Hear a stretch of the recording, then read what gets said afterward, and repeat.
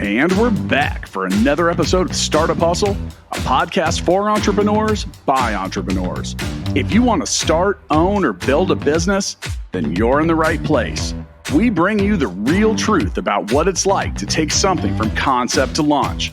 From growth, innovation, experience, failing, or winning big, we've got you covered. So let's get down to business with another episode of Startup Hustle, brought to you by Fullscale.io.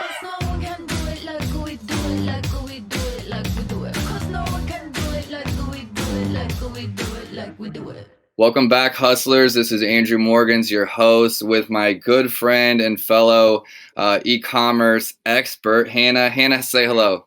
Hello. Yes, I'm excited to talk today. We have known each other several years now, from when you were, I won't say this harshly, but we'll just say you were trying lots of ideas around e-commerce, being a consultant in some ways. Now you're a business owner, and I'm excited to just talk about, you found your stride. So before we get started, let me say, give a shout out to our sponsor, Fullscale. They are a software team to help you quickly scale affordably and easily. I use them as well for my own development needs. Marknology is not a software company. If you're needing any kind of services, Fullscale can solve that for you quick and easy. Let's get to it. Hannah, what part of the world are you in? I'm in Miami. Okay, and what, let's back up. Tell me what got you here. I want to know the details. Were you dating someone that was in e-commerce, if I remember right? Like, what got you? Was it travel? Was it, the freedom of your time? What got you kind of interested in e-commerce and started on this path? Yeah, I mean, it's all those things. Well, not the dating part. I'm single as a Pringle, first of all. But no. I was like my senior year of college. I kind of messed around throughout college. I knew I never really wanted to go the corporate route, like many of us.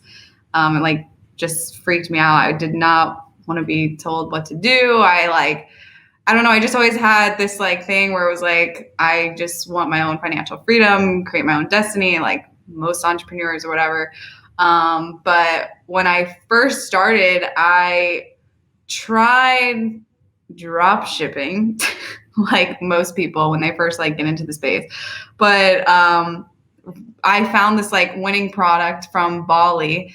And because I was 18, broke, I had a $2,000 credit limit. I was too afraid to put up the investment to bring over a bunch of this product that I didn't really know how to move. So I went that whole drop shipping route, whatever. Pretty failed at that, but that led me into agency work, which leads to, if you know the digital space, everything is kind of interconnected, right? So that leads to, getting clients, doing local lead generation, trying to partner with, I just tried everything. I went from agency work, trying to partner with companies to sell their own products, as a glorified affiliate. I worked with med spas, plastic surgeons, dental offices. Landlocked a little bit. Yeah, you knew me from that was when I was just in the weeds, just trying anything. So funny. I can't even believe. Okay, we'll talk about that later.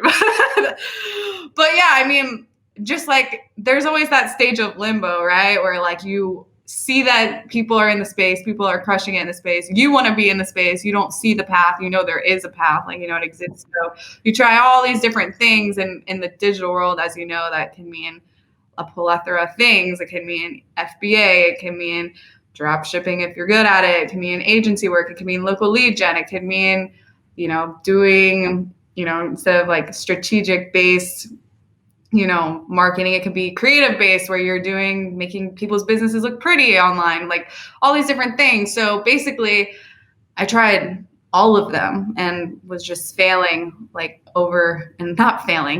from my mistakes. Super frustrated. I was trying to do the digital thing where I could, work from anywhere, which is still it's totally possible. Travel full time while we're living, and I moved to Atlanta. I lived in Colombia. Just trying to be like a digital nomad thing. And I do feel like for anyone listening, you know, I'm going to have a variety of different guests on from all different angles. And I think one thing that's really cool is, well, one, I think you knew you wanted to be an entrepreneur because of your mom, right? Was your mom an entrepreneur, business owner? Yes. Well, my dad originally was, but my mom was too. And that was like a thing. Like that was definitely like from my childhood, I was like, oh yeah, like I have to own my own business. Like, right. So I think that you knew me. So the difference for me is that I didn't know. I always knew I wanted freedom, the ability to travel, the ability to, you know, be in other places, not be in a cube. But I didn't know really like entrepreneurism was like what I wanted. You know, so it was like almost like I fell into it because I found a skill. And yours was more so like, I know I want my own thing. I know I want, you know, e-commerce is the space I'm going to do it in, or digital, you know, I just don't know what exactly that's going to be. And I feel like whenever we met, you were traveling, you liked the quality collection, right? I think you'd reached out about the quality collection that came out, I think 3 years ago. And, you know, you wanted to help me with it, you know, so you flew in and, you know, we were doing some videos and fun stuff. Like, I loved it. I love the passion. I absolutely love the passion. But instead of like a lot of people I talk to already have a product that they love, right? They have, instead of like the process or the business model or the strategy of it or the benefits, they're like, I have a product, I'm good at making benches, or I'm good at I've invented a doorstop, or if I've, you know, these different kinds of things where they have like this product. And that's kind of what you mentioned in Bali. You had this thing, but you were like scared to take the leap. So, you know, you chose a softer option. But I remember you were traveling, you were taking all these classes and courses and masterminds and, you know, and I know that every single mastermind can point you in a different direction because someone has perfected what they do. You know, when I'm teaching at UMKC and talking to the students and different things, and I do believe there's a lesson in that in regards to picking something and staying with it and becoming an expert. But I look at the way I've got leads or sales or clients in my business. It's been, you know, I think I had 21 different ways on the board. So, you know, you take this masterclass or take this, it's a way to learn without maybe failing. So you're learning through finance instead of just on the job training. But just wanted to point out, you know, the way that you're coming at what you wanted was so different than typically what I see. Yeah. I mean, it's definitely like it was very backwards. Like, it wasn't like, oh my God, I'm so passionate about this one thing.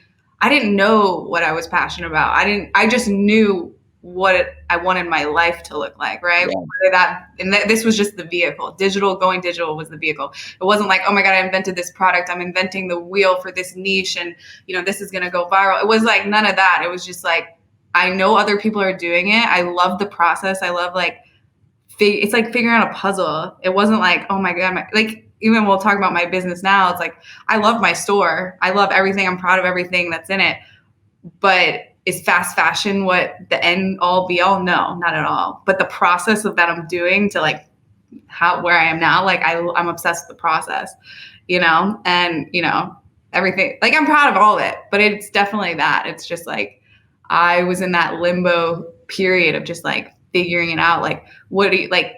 Trying to find the path, right? Like, like I knew the path existed, but I was trying to figure out how to like get there. And I think everyone kind of goes through that, right? When you like, you know, you're trying to accomplish something and it's like, you know, it's attainable, but like you don't, because no one's like sitting there saying, okay, step 1, step 2, step 3, you have to like create it yourself.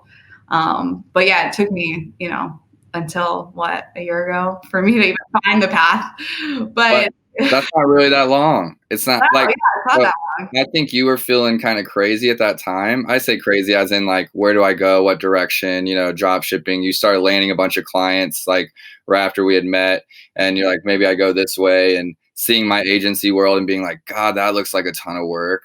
You know, I think that the process that you've fallen in love with though is what I love about what I do. And so it's one thing to have your own brand and work on that and obsess about that. But at the same time, it's like when you have an agency with 40 or 50 brands, you're literally getting to learn the process 40 or 50 at a time. And you know what I mean? And some of that's repeating the same stuff, but it's a little bit different, a little bit different product, a little bit different customer, you know, but knowing where you're wanting to end up and then just moving in that direction, I think is the best advice I could take out of what you just said was, literally don't know where you're going, but know where you want to end up. You're not going to get there if you don't, you know, take steps forward. So tell me how you end up in Miami and with the Views Co. For anyone listening, Hannah can be found on Instagram at Hannah the Homeless. Even though she has a home now, she said she's stable in Miami. And her website is viewsandco.co. So you can look up what we're talking about today. Tell me how you ended up with the Views and Co. You know, as your business. Yeah. So like shortly after I was like doing all like working with you, right? I just like got into the agency world, and it was me and like one virtual assistant. And so what you really excel at, what you just explained with like working with all these different brands and diving in and, you know, learning the needs, wants, fears, and goals with all these different niches to make them successful. I sucked at that. Like I was not good at it at all. I wasn't good at like being the authority of someone's business. I didn't know how not to be a friend. Like people would like, I did the agency thing, not on Amazon, but like all my clients ended up becoming e-commerce. So I had like, I don't know, 4 clients in Arizona. I had 3 clients here. I was just getting way in over my head. And so as you know, with e-commerce, right? It's not like doing a local lead gen client, like a plastic surgeon or like a med spa or like something where it's a plug and play system where it's like, okay, I'm going to use this exact strategy that I just used for you, and I'm going to use it for you and use it for you and just tweak it a little bit according to, you know, how many employees you have, whatever their issues are. With e-commerce, it's not that. It's like if you take on one client that's selling clothes and then you take on another client that's selling beauty products, and then you take another client that's selling, I don't know, sex toys, whatever. It's like they're all separate niches. So while they're all in the e-commerce space, this person's going to have a different client base that has different needs, wants, fears, and goals as this other client. So like me, I was just getting so overwhelmed. And so I don't know on Amazon, but like for just like website lead gen in that way, or, you know, generating more traffic to a website, like it's the strategy I use for you is a completely different strategy that I'm going to use for you. So I was just finding myself like so overwhelmed, like getting so emotionally attached. Like I couldn't separate like just, I don't know if that's like a girl thing, but whatever. I just sucked at it. Like, and I was just stressed out all the time. And so I got to the point where I was like, I had worked in so many different commerce businesses. And I was like, what am I doing? Like, why am I sitting here stressing over, you know, these people's businesses? I was like, I can do it myself. But I always like told myself like, oh, I'm not creative enough, like to go out and, you know, source products, or I don't know. I was just scared. And I just had all this like brain bullshittery of like why I couldn't do it, or why I thought like I wasn't good enough to like own my own. And then I finally did. I like, you know, finally came over that or whatever. And I was like, you know, let me go back to ground one. Like, this is what I wanted to do in the beginning. With the first company was called Fields of Bali. Actually, when I first opened the business, the DBA name is actually now still Fields of Bali. But it is now, it's under the VC or whatever. But yeah, so then I just started sourcing products. A lot of it comes from Brazil. Some of it comes local. Some of it we're manufacturing it. It's like a mixture of like white labeled, buying wholesale, and just like manufacturing products. So it's like full on like fast fashion, like a Free People or like an Urban Outfitters type vibe. But yeah, and so ever since I started, like the first month, the second, and it just grew every month, and it's just. Did you start this from scratch? Is this something you bought like that was already running and then kind of grew it? No, you know? I started just from what I've learned along the way. You know, you learn a lot from working in other people's businesses and like right. See behind the scenes. You're like, okay, I'm not going to do that. Okay, I'm not going to treat my employees like that. Like you learn so many things of like, you learn good things too, but like more so I was like, I learned what not to do. quickly. Really quickly. And I just had I like from going to all these conventions and all these trade shows and all these speaking events, like I learned so much. Like it's like those 2 years, I was like depressed, anxiety, depression, fear, doubt, just super like anxious about my whole life and everything. I was actually like learning, right? So like all that time I learned, you know, basically how to run a successful business in the digital world. And then, yeah, now it's been great. Well, what changed is that you took, is an equal part of time and effort in the learning. You know, but then I think some people, they learn to learn, but they learn to like take on new challenges and like learn new things, but they haven't applied the action. Right? Because action is like, I don't know what I would say the percentage is, but let's just say it's even 50-50. You know, someone will be like, well, I did this new thing and I learned all these new things. I read these new books. I started listening to podcasts. I took some courses, you know, I took some master's classes. But at the end of the day, it's all that knowledge, whether you're working with other brands or you're learning these on the fly, mirrored with action that says, hey, I'm just going to do this thing. I'm just going to like actually try to put into play what I've been practicing, take the leap. And I think people can get stuck. You know, either they're taking some action without any thought and like, you know, without really being an expert at what they're doing. And so they're getting in over their head, or they get so paralyzed by the thought and the thinking process and the learning process and having all these coaches telling you what to do or how you should be doing it, that you get almost like paralyzed. And so, you know, I asked you what you wanted to talk about, like suggested topics, and I'm going to read it. She said, learning how to tell your brain to shut the fuck up as a young person starting in entrepreneurship. And you know, I just think that that's so important. And what were some of the strategies? Like, I mean, I have my own thoughts on that, but what are some of the strategies? Because I think they are that, or coping mechanisms, if we want to call it. I don't like that so much because it sounds negative, but, you know, as a young person trying to figure this out and, you know, you're like ingesting all of this stuff, how are you able to find the Hannah in there, you know, and slow it down and then, you know, be able to make decisions? I think because I was like so frantic, like I was just doing so many things, just trying to, just hoping one worked. Because remember, I was broke, like too, like I was putting this like grotesque amount of pressure on myself to like be somebody. And just like over time of like learning what I didn't want, like in that process, I finally got to this breaking point of like, oh, okay, it's clear all this time, right? But like I had to go through that bullshittery to get to now, right?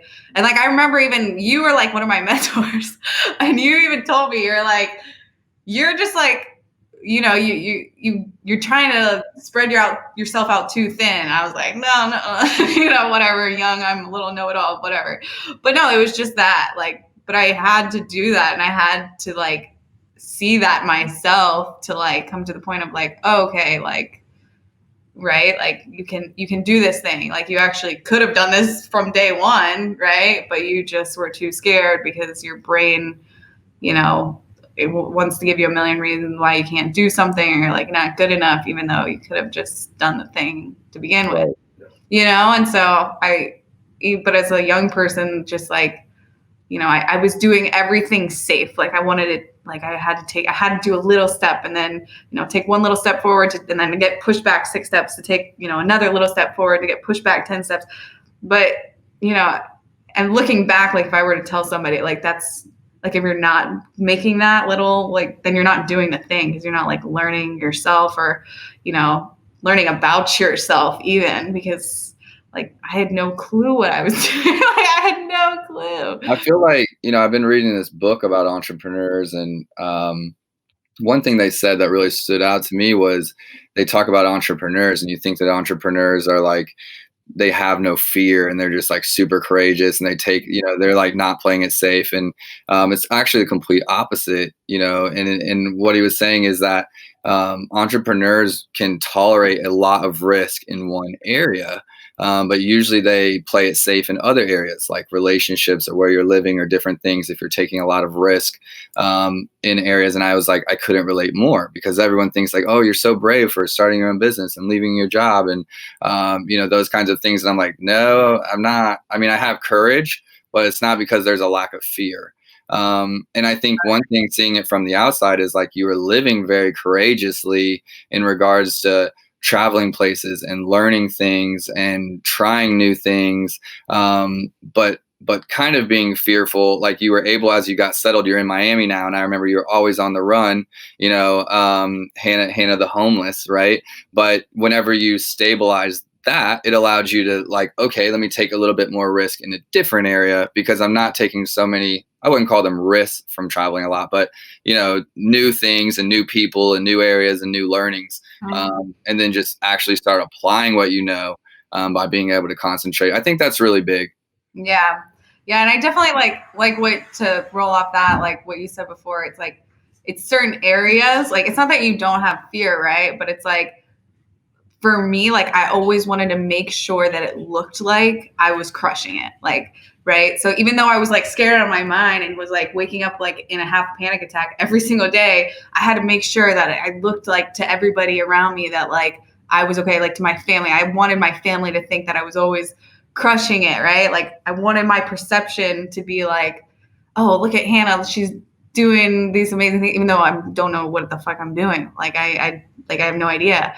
And so that's part of my ego, part of like, I have to play it safe here because if I actually do the thing, then maybe people are going to think like, just like things looking back that it's like, wow, my journey probably would have been cut in half if I just dropped the ego and just like, you know what I mean? And because at the end of the day, I still had to go through that process anyway. So it's like, I like, even when like, I came back from Colombia and I moved back with my parents, like, I was to them, like, I don't know. I always had to make sure that they seemed like I like they were proud of me. And it's like, well, if I'm not proud of me, like no one's, you know what I mean? Like you have to just go through it. And if you're not going through it, then again, like you're not doing the thing. So. And I think that I try telling my friends and anyone that'll listen really like that my personal growth after a big low in my life, like was really when I started focusing and bringing it real. My business and my personal are so connected, right? It's like, if I'm proud of what I'm doing, if I'm proud of who I am, if I'm proud of my character, if I'm proud of the way I'm employing people, if I'm proud of the way I'm doing business with people, then I'm able to like not care what other people think because I'm proud of what I have. If you don't have that, then obviously you're getting your validation or things from outside sources. Like we're friends. So I'm going to tell this story for everybody listening, and I'm a new host on Startup Hustle. So you're just going to have to get used to my style. But I had a big moment. I'm in year 6 of being completely on my own. For anyone listening, my team is 12. We're hitting new goals that we've never hit. And, we became an Amazon agency partner and just finished an accelerator program and released our first software. And I retired my mom, and all kinds of goals have been crushed, so to speak, in, metaphorically. And somewhere around October of last year, I was just going through a little bit of, I was trying to actually improve my financial projections and my books and like some areas that I hadn't dealt with yet because I've been so busy working. I was like, okay, I'm going to improve this area of my business. Started with a new firm. The new firm, like, fired the lady that was helping me, and there was just like a lot of mistakes made. And it kind of like set me in this spot right around Thanksgiving where like my cash flow was tight. And I hadn't had cash flow issues in a couple of years. And so I'm just like, how can I be crushing all these goals? But yet I'm dealing with what seems like a beginner problem, not a beginner problem. That's not what I meant to say, but like something I haven't dealt with in a minute when I was working on like improving other areas. And I just had this kind of come to Jesus moment. I took a trip to New York by myself. I was out all day. It was like my last day there. And I'd gone there to kind of handle these issues, just be by myself, like figure it out. It's kind of what I do. And I still hadn't like worked out what was going on. And I actually was just looking for things to do in New York. I saw this metal show that I wanted to go to. It's just like instrumental. So it's just like, guitars and everything. But if anyone knows me that's listening, I used to play in a metal band before I got graduated college and got into the business I'm in now. And so it's always been just like a hobby for me to go to shows. So I'm like, I'm going to go to the show in New York. I've heard East Coast metal is like really tough. I'm going to go check it out. but it was last minute, and I'd been at meetings all day. So I was kind of dressed nice. I had on like a colorful shirt, a hat on, like a kind of like dress hat. And metal shows, most people are wearing all black. So I'm giving you the details just to kind of lay this out, but it was a huge, huge moment for me. And piggybacking off what you said, I went there, I tried to make some friends. I was talking to people like, you're by yourself, you know, and I know I'm in this like colorful shirt. And I just thinking about what people think. Right. And I'm like, okay, I've tried talking to these like 4 or 5 different groups of friends. No one's really truthful. Like, I'm just going to go in the middle of this, this concert and just like let loose. So I paid $12. It was $3 an item to check my stuff. And I'm not cheap, but it was just like $3 an item seemed kind of crazy to me. And so I was like, that was why I still had everything on. So I check it all in. I'm like, screw this. I'm going in the middle of this concert. And somewhere in the middle of that internal conversation and the end of that show, it was like a relearning of like, I don't care what people think, whether I have to go back into my business. I enjoy the process, whether I have to look like I'm not winning again, whether it's like have conversations with people I don't want to have, let them know things aren't working. Whatever it was just this moment, I think at the show of like not caring what anyone thought. There weren't people that came with me. There weren't people there I knew. It was just like this freedom from, I guess, the pressures of success. Right. And this like image of like, I want people to think I've got it all together and like I'm successful and I'm crushing it. But whenever I was like able to release that, it seemed like, from around that time in New York till now, I've just had this like creative buzz going on. Like, it's like it's back, and it really has nothing to do with what people think. It was, what do I think about myself in these moments now that I've achieved this? Is it the process? Is it the goals? What along the way? So I know it took some time, but I want to share a real story where for me, entrepreneurship is all about the mindset. So like if you get the mindset in the right spot, there's nothing but success coming after that. And that's really what sets you up, whether it's personally or in business, to win. Really just knowing where you're going to go and being confident in what you are and what you're going to do. Hey, I'm going to create this brand. I know that I can do it, and I'm going to figure it out on the way. So, just picture a guy in a really colorful shirt moshing out in the middle of a metal show in the East Coast, not caring, and hitting enlightenment somewhere in there. That was kind of what happened for me. But you're talking about young entrepreneurs, and I'm just telling you, like, they all have it in them. It's literally mindset. It is. And what you like that experience, or just even being conscious of that experience, like some people don't like, some of that doesn't even come to the conscious mind in a lifetime. So it's like, commend yourself. Like some people just live asleep, and it's just like, that's just, they think it's normal to, it's just, but it's not. It's like, you just gotta, I don't know. Ego. It's ego, right? It's ego, but like, some of those things, like I promise you might conquer some of them now, and that's why you're here, but they'll come up again. They'll come up again, and you just got to keep going back to the basics of why you love building or why you love creating, or you knew what you wanted your life to be like. And if it's not lining up, there needs to be some changes, no matter what it makes people think. Right. Whether it's your business, that's why you've made it.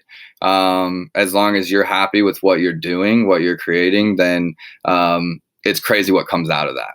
Right.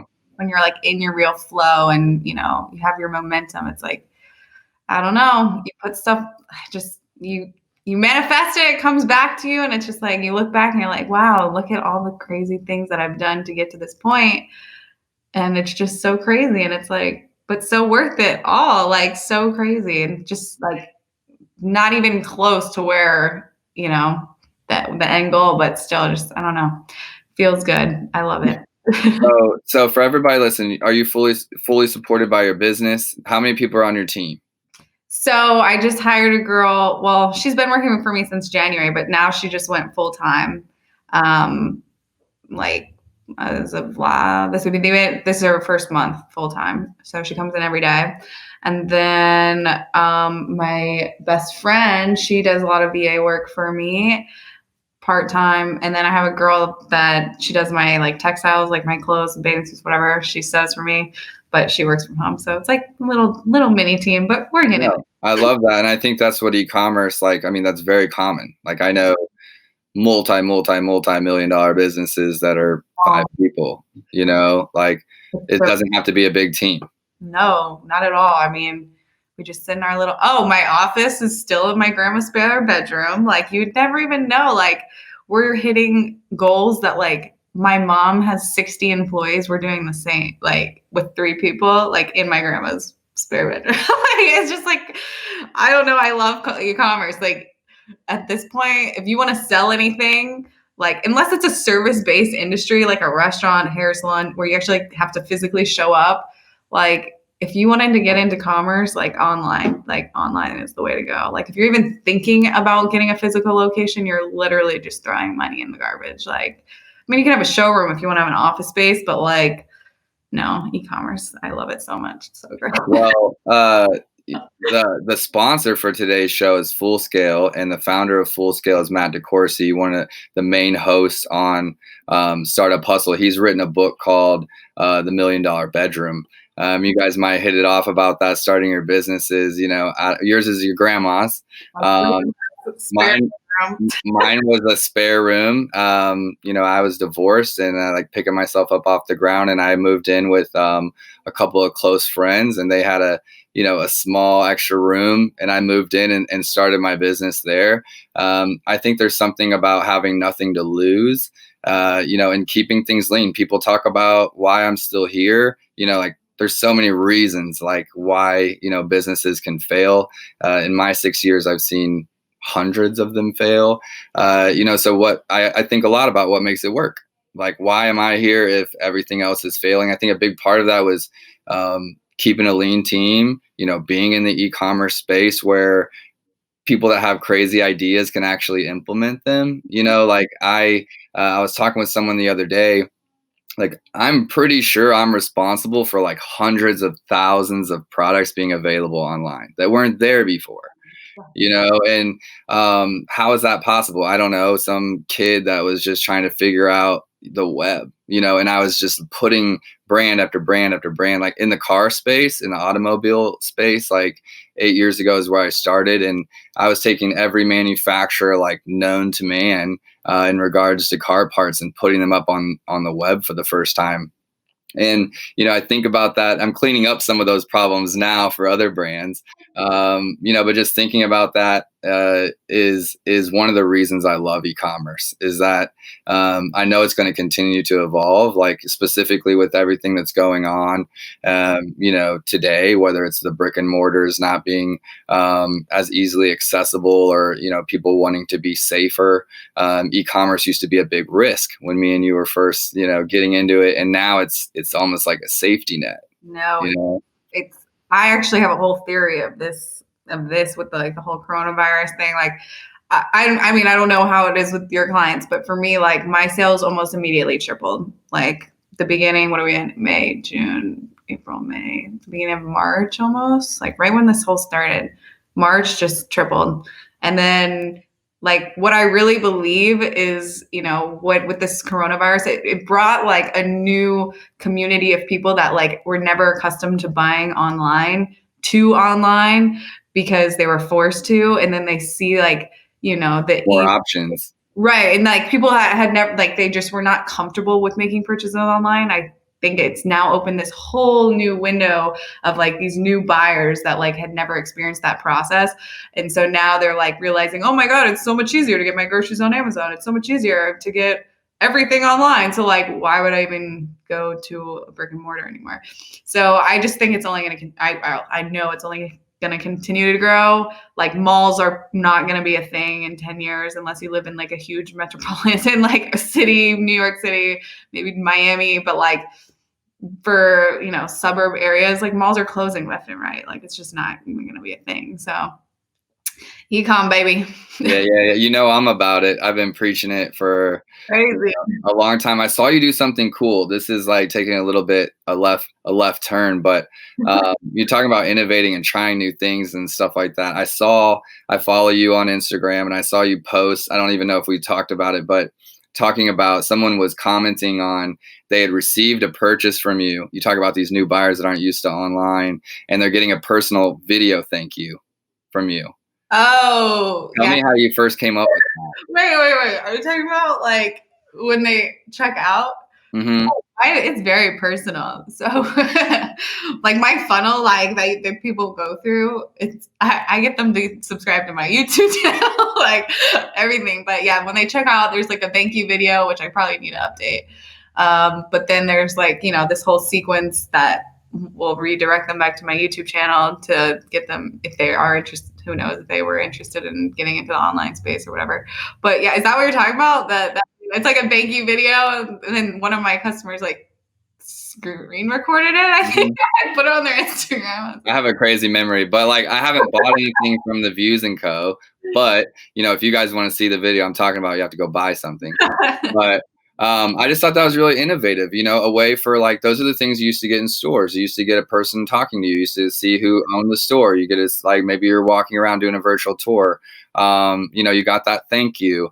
And so those are the things I think that we bring to this space is like, how do we make e-commerce better? First, we just get past the basics of people not shopping online. But once they do, it'll continue to innovate all the way down to personal thank yous. And hey, I can get you completely connected with my brand in an automated way. I think that was just super cool when I saw it. Oh, thank you. Yeah, it's all just like, it's all about keeping the conversation going as long as possible. Like, call to action after call to action, post sale for as long as you can, try to keep someone interacting with your company.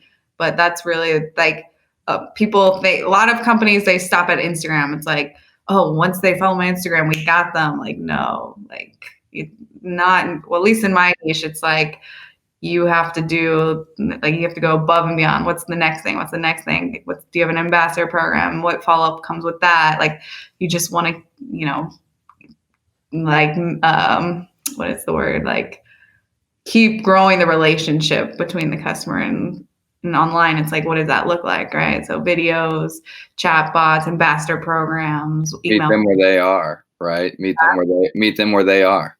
Mm-hmm. I think a big learning for me was a couple years ago. I love Instagram because I know how to use it, and I'm getting older, so learning new things is like exhausting. But like, every time it's like a new channel. But for me, it was like, I walked around the office when we were growing, and I was like, what do you guys do when you're on your break? Or like, what do you do in your spare time? Like, what social are you on? What are you doing? One, they all had different answers. None of them said Instagram. Most of them said YouTube. And it was a younger crowd. But I was just like, kind of like, Andrew, like, wake up. Like, you need to find out where your customer is, not where you want to be. And then from there, decide what's best for your business. You talked about, you need to be everywhere. Let's talk about that. Okay. And I deal with the same thing. I'm literally getting some stuff done in my business that some people start with at the beginning. Everyone has a different way of doing it. How do you choose what to focus on? When it maybe from the beginning and even now, like what are you focusing on now? And in the early days, what was your first focus? Of the VC specifically? Sure. So in the beginning, it was just like, all right, well, what am I going to sell? What story am I going to tell through this business, sourcing products? And then it turned from that to just, getting really overwhelmed with, like, some days I would spend 8 hours doing fulfillment, like literally just sitting there packaging. So you were getting stuff ready, or you were just selling that much stuff early? I mean, after like month 4, like, you have to do all the creative stuff to like launch a thing, right? So that's the beginning. And then the middle phase is like, okay, now we're actually selling. Okay, how much of my time is being dedicated to sitting there like packaging, right? And then customer service. Like right now, if I didn't have anybody helping me, I would spend probably 12 to 14 hours a day talking on customer service and packaging packages, like doing like the physical, like redundant things, right? But then that turned into, obviously, like, how can I delegate, which is something that you're really great at. And so now it's just, okay, what is like what's the next thing, right? Like, this isn't the end all be all, right? So now let's go back to where, like, my whole thing was like, I want 5 streams of income, right? So like now I'm like in a place where like I've been able to like reopen up my free time because I've like been able to delegate a lot of like You'll fill it with some other stuff. Oh no, I already know. Like this was always like a thing. Like I already know YouTube was like the big thing that I want to get back into, which is where I started also back when I was doing like agency stuff. I would put all that stuff back in my YouTube channel, which was a whole other venture that I tried to go on. Well, I didn't try to go on. I'm still on it. But like now I'm able to go back to YouTube because I know YouTube is going to be my third, fourth, and fifth stream of income. Well, it already is. It's like slowly making it there. So YouTube and then launching my own digital products. And so a lot of my time is going towards that right now and just finding more products. Do you think you're going to run some courses or something like that to teach people what you've learned? Yeah. So like I actually used to sell something when I had my agency. It was like an ambassador program. That's going to be something that I'll drive through my YouTube channel. Like I already know it works. Like I already know that it will sell because I've done test launches like with some of my other agency friends and stuff like that. So, yeah, there's a bunch of stuff that's coming. Like this is only the beginning. Like, well, we'll have to have you back on. More things, like, but I just haven't had the time. Like, I haven't posted a YouTube video in 6 months because I don't have 5 hours in my day to sit there and record a video and then edit it. Like, it's just not a thing. Like, I can't. So, but now I can. But yeah, I went through a big YouTube. If anyone's looking at my YouTube, we've got 20 or so videos on there, and it definitely grew from where I started. You know, a big part of it for me was I'm actually like a business owner. Like I'm not a YouTuber. Like I want to be there, but like I'm working a lot, like honestly, more than I want to say to anyone, like the reality is like double what you're probably working. Like if you're not an entrepreneur, I'm probably just double whatever you're working, I'm doubling it, and that's truth. And it's for like 5 years. So like it's a whole lot of work. And so you're like, well, what are some of these other things? Yes, of course I want to do them. Like I know I'm the one giving the advice here. Like I know I need to be doing that. I know I need to be doing this. But you got to do what you have to do to keep the business moving. If you have to ship 12 hours a day, you're shipping 12 hours a day. And so for me, it was, I've spent a lot of money learning it, but it was, I needed a video follow me around. Like, I was trying to write these like educational videos in the studio to help people on Amazon or give them some value for some info I didn't think was out there. And I'm like, I'm having these convos in the day-to-day all the time. I'm doing all this kind of stuff, like to sit there and repurpose it for someone else just seemed impossible, to me. But understand, like, there's so many people that message me or contact me, to work with their brand. They're like, hey, I watched all of your YouTube videos. So, I don't think that they're even finding me on YouTube, but the fact that they go there, consume the content, and feel like they're building a relationship within the person that's going to help them build their next thing, is really valuable. And I think that's what I've really gotten out of my YouTube channel so far. Yeah. Are you getting leads from your YouTube channel? You should probably. I think it's helping me convert leads. More so like people are like looking me up, looking up my business, hearing about it, coming there, watching some of our content, being like, this person knows what he's talking about. I want to work with this company. And then, the lead's not coming from YouTube, but more so you talk about all the touches that happen to get a customer and engaging them. It's like they're engaging with me. Let's say I have 20 videos 20 times and then being like, I'm ready to buy. Yeah. Yeah. I love YouTube. YouTube's so great. Yeah, I know. You were pushing it on me 3 years ago or something. And me and Hannah went back and forth. And I'm just like, I'm you gotta do YouTube. So busy. YouTube. And it's this balance, you talk about how do you shut off the voice? How do you know what to focus on? I think it's quit stressing out about it. Work on prioritizing. Every single day I prioritize what's the focus and what's not, and having a long game, but in the day-to-day I'm prioritizing every single day, and just having patience. That's what's really hard, when you're like a mover and a shaker, a hustler, is having patience. I think hustlers are by default not the most patient people, right? We don't like waiting on other people. We just like results. We like to make results happen. And for me, I've had this phone background for 4 years. I think it's a Gary Vee one that talks about my lack of patience and how it's holding me back. But for me, it was, I'm getting into, I just developed a software, and, I'm getting to where I'm building out my course with modules, and it's making sense though, because I'm working through it with my team instead of it just coming from me. And how will this actually work as we build this into agencies, and just having some time with it and having some fun with it instead of beating myself up, or I don't have this done, or I don't have this done, or I don't have this done. I started my apparel brand on Etsy. And from Etsy, it went to eBay, actually. And then from eBay, I even own an Amazon business. It went from Etsy to eBay to website. And now we're on Amazon. So to anyone listening, I guess I just like to give as much encouragement as possible that as two relatively successful people in e-commerce here on the podcast, like, there isn't just one way to do it. Me and Hannah literally couldn't have went at it in any different of a way. Right.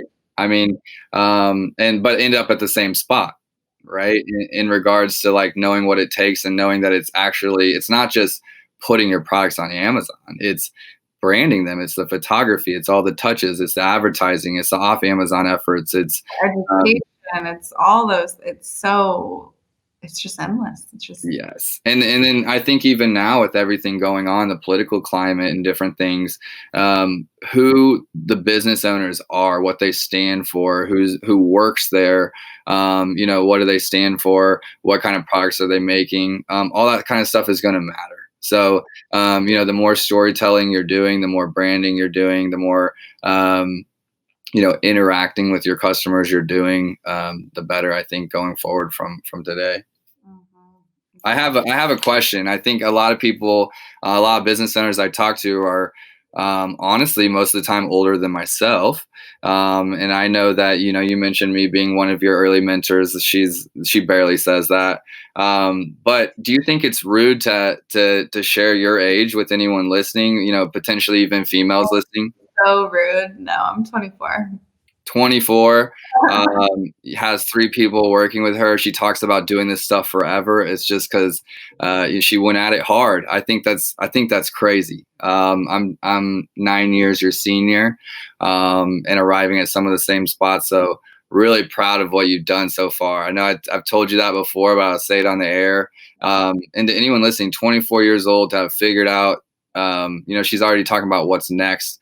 But I've already figured out, what she wants to be doing. It doesn't come from, I don't know if it was 2, 3, 4 years of pushing toward, finding what that is. You don't just end up here, right?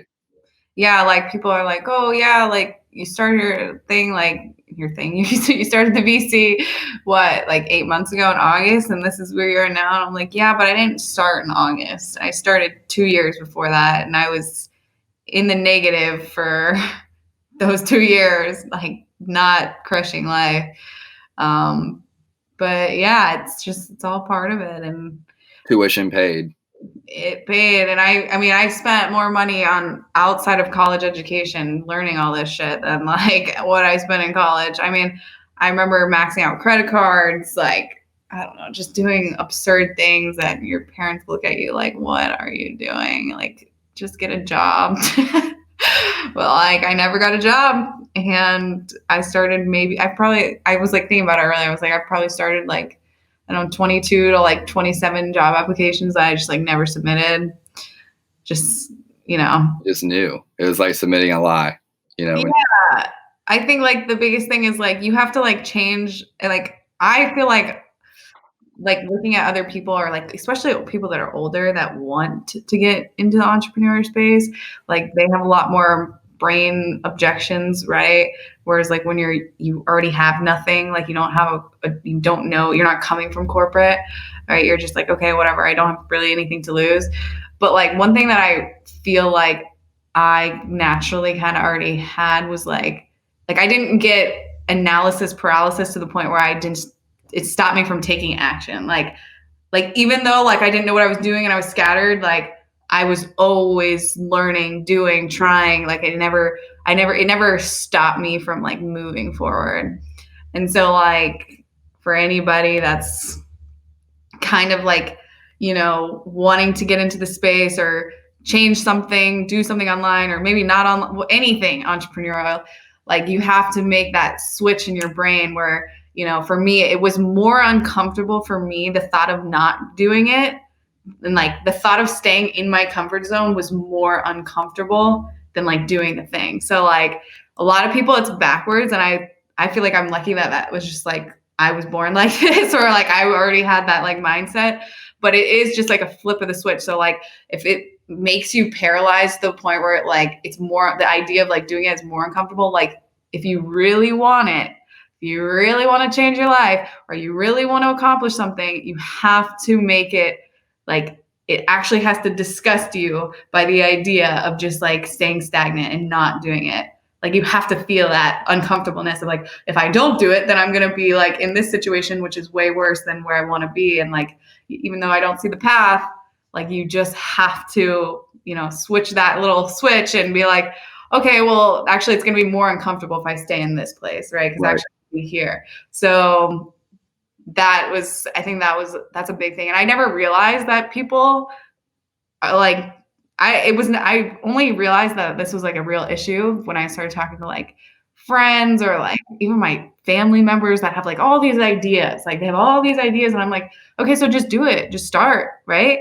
And it's like, starting is so hard for people. And I was just like, I don't get it. Like you literally just watched me fall on my face like 80 times. Like people don't get it, and people don't always get Gary V, right? But the reason I like him is because some of his truths, and like my path to where I am and his path are similar. And so before I had mentors like Matt or different things like that in my life, you know, you find one person that's kind of like-minded and you just kind of hold on to that when no one else is like agreeing with you, you know, or like sees your vision. You're just like, well, that person did, you know, and I'm going to hold on to that. And he talks about, he's like, you know, he puts out all this, like, change your life, be happy. And he talks about like, not everyone's an entrepreneur and not everyone is a trailblazer. And that's the magic of being a trailblazer, is that you can start things where other people might be able to pick up what you started and run with it, but not everyone's a starter. And I think that that's an awareness that not everyone has.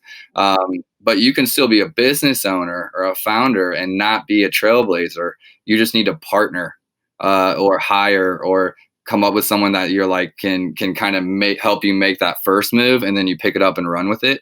And that's kind of, I think, where I gravitated into when I started helping brands launch, you know, being an Amazon brand accelerator. It was through proxy, I'm able to like help these people start all these things, which was in turn helping me like be like, I didn't know how to do that before. We've done it this time. We've done it the next time. We've done it the next time. And I talked about that book I read. You literally almost just quoted it when you were talking about my fear. You use a different word, maybe anxiety, but it was like the fear of not trying this thing, the fear of not being successful, the fear of not having a life with choice, or the fear of not having a life with freedom. Because for me, I'm obsessed with freedom. And for me, freedom is defined by the word choice. It's not that I want everything in the world or this or that. It's that I want to be able to have the choices. And then so I'm living a happier, more fulfilled life by getting to choose what I work on and who I work with and where I do it. And for me, that was like, I have to have that or I'm not going to be happy. Mm-hmm. And I knew that early on. I didn't know how to get it. I didn't know, you know, at first it started off with band days. I wanted to be in a band because being able to travel and create music, I was poor as shit, but that was my ability to have choice. I'm choosing, you know, what my parents had set for me or what they hadn't set for me.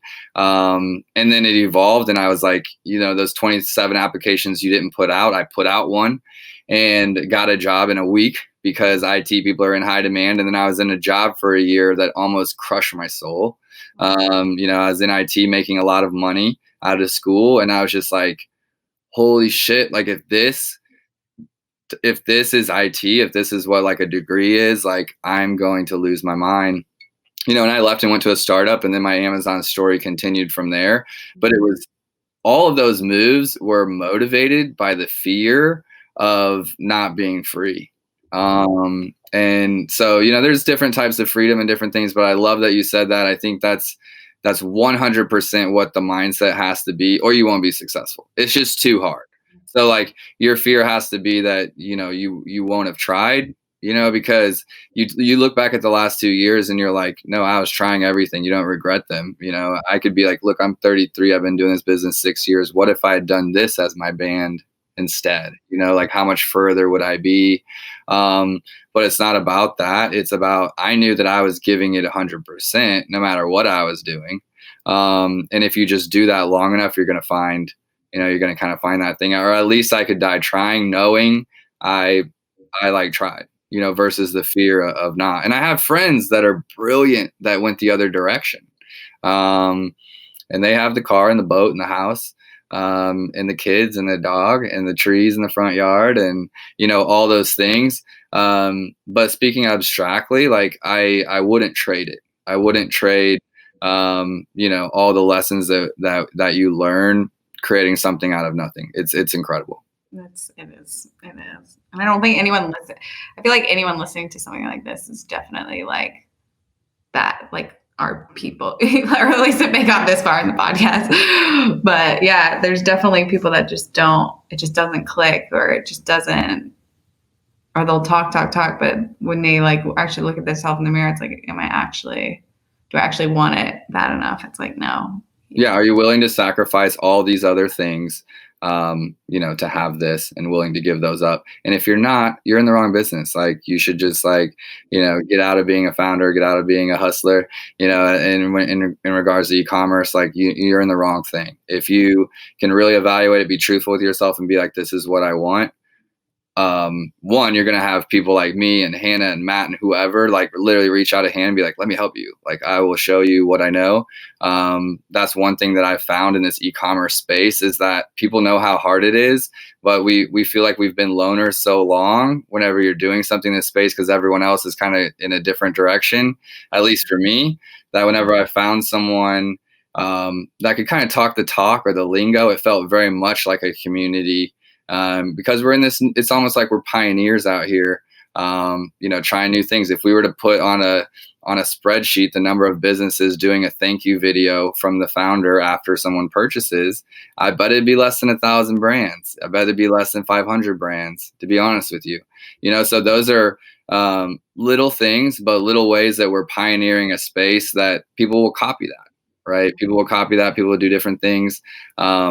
Just really unique to the space, unique to the community, and people willing to help you if you're willing to go out there and get it. I want to end with a couple questions for you that are less business, and a little bit of personality. But what is something that you do regularly to improve success, happiness, or creativity? Oh man. Okay. Well, I have 3 books sitting under my computer here. Do you want to see them? Yes. Yeah. Read them out for anyone that's not watching. I'm on a podcast. The Power of Now. I just got this one, The Subtle Art of Not Giving a Fuck. Read that one. And then I have one about the defining decade. And then spirituality has played like a really big role. I don't know. Can we talk about that? Yeah, we can talk about anything. Yeah.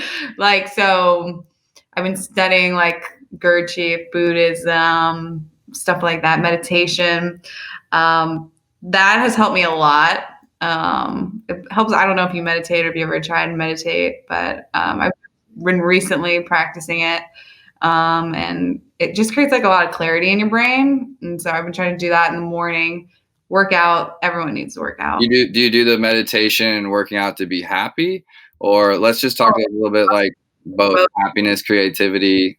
Like it's so crazy. Like working on yourself is such a lifelong thing. And like I talked about briefly before, like when I was coming into that, like I experienced anxiety for the first time when I was like building this, whatever I was trying to build. Right. And so like, I just, I was living in reaction to my life, so meditation, kind of gives you like, a bird's eye view of yourself and like be able to like, bring some of the things that just exist in your subconscious to your conscious thought, and like kind of just like learn about yourself, why you are the way you are. And like, you start to see all the lies we tell ourselves, and, learn how to drop your ego.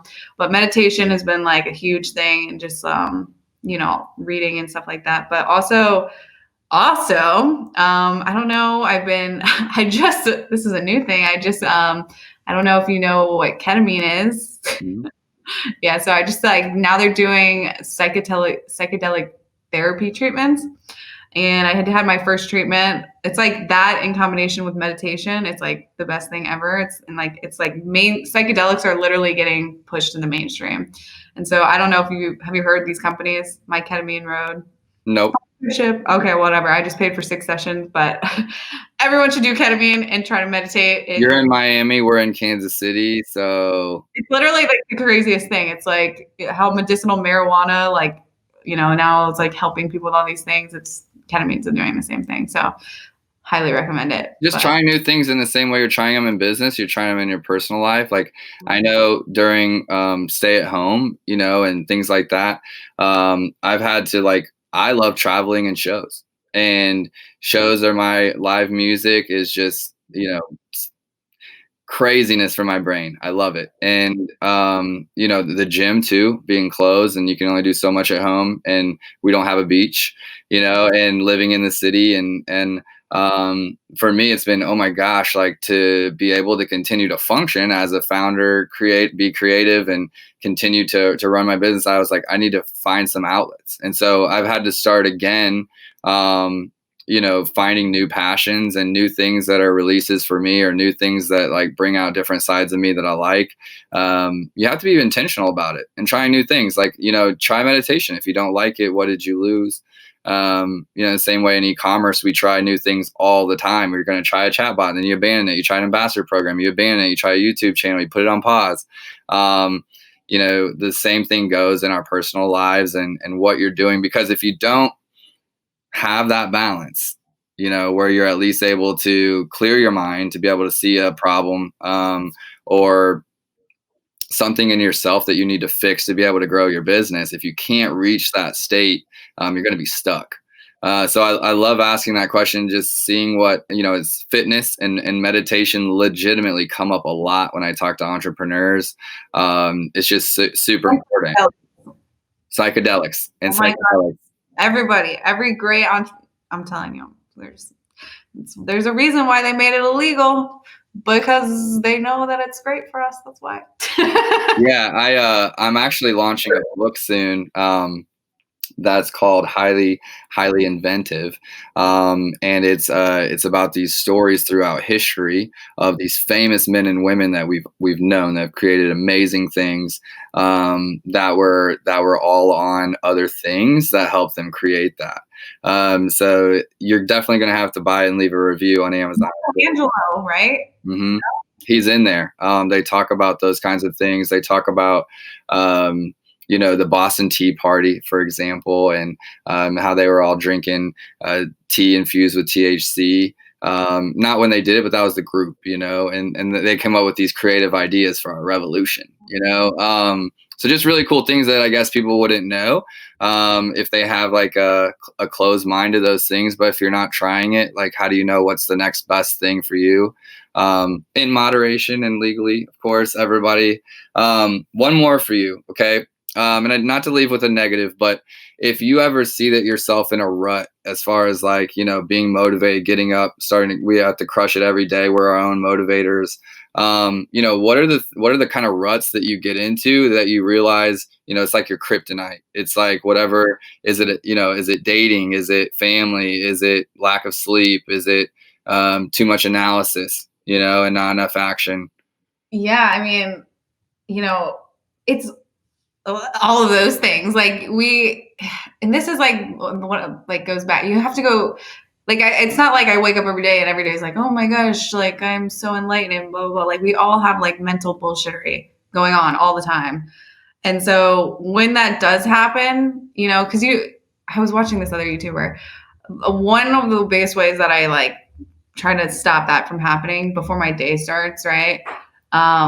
Is again, just going back to the basics and we have so many thoughts going on all the time. And like, you don't want to leave your day by chance of like, I'm going to wake up on the right side of the bed or the wrong side of the bed. Like, you don't want to leave that by chance. You want to make sure that you're starting your day right every day, so you can be the most productive, the most best being that you can be, all those things. And so for me, before that even, really starts happening, you have to go back to meditation. You have to go back to seeing your thoughts and like seeing the lie of like, okay, I'm feeling this way because, like, your mind naturally wants to grab things to worry about, to stress over, right? It's just easier to come to a negative state. Like, it's just easy, right? It's easy to feel bad. It's easy to call your friend and tell your friend how shitty your day is going. Like, that's just, we like, as fucked up as it sounds, it's like we feed off that negativity. We feed off that energy, especially now with all the shit with the news. And it's like, oh my God, this is happening. That's happening. Yeah, it's good to be informed, but there's a part of us that likes to feel bad. We like to watch it. We like to call our friends, tell our friends how we feel and how we're so offended, like all these things, right? So you have to come back to the basics. Set your intention. What's the intention? What am I getting out of this? And when you go to those darker, lower places in yourself, you're actually wasting energy, right? Like, that's actually energy you're exerting, you're wasting, right? So then you have to think, okay, well, I'm wasting this energy to go to this lower part of myself, when I actually could be using that energy to be productive, to be more successful, to create better relationships, to go toward the gym, to do, so it's hard sometimes. It's hard to get out of those states when you're already feeling low, but it's just seeing that and like, knowing that that was a choice. I chose to, be in that rut, and I can actually be up here, and maybe I can't get out of it now, but maybe tomorrow I'll make sure I'll catch it, so that my day is set up the way it's supposed to be. So just going back to the basics, and it's all just like this emotional, gym that you have going on in your head, and like, training. It's like retraining your thoughts and the way that you think, or training yourself to come back to center, or whatever that means for you, or to create that space in your mind. You know what I mean? So, but we're all human and we all have emotions, and that's just part of life.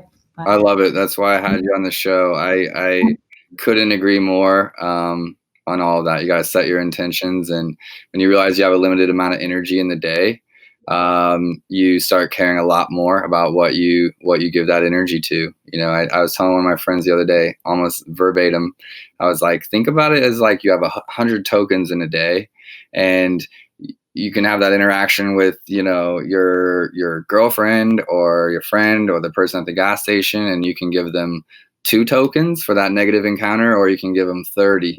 Like, how much are you going to give it? Like, how much are you going to give it? If you keep the other 98 and you gave them 2, you still have a great day. If you give them 30 tokens, even if you have a perfect day the rest of the day, you got a 70% day, right? It's like, it's a silly analogy. But it's like when you really kind of physically think about that exchange, and it being like a physical thing and a physical exchange of energy, you start thinking differently about, what am I going to allow to actually be a negative? What am I going to, focus on? What am I going to put my focus on?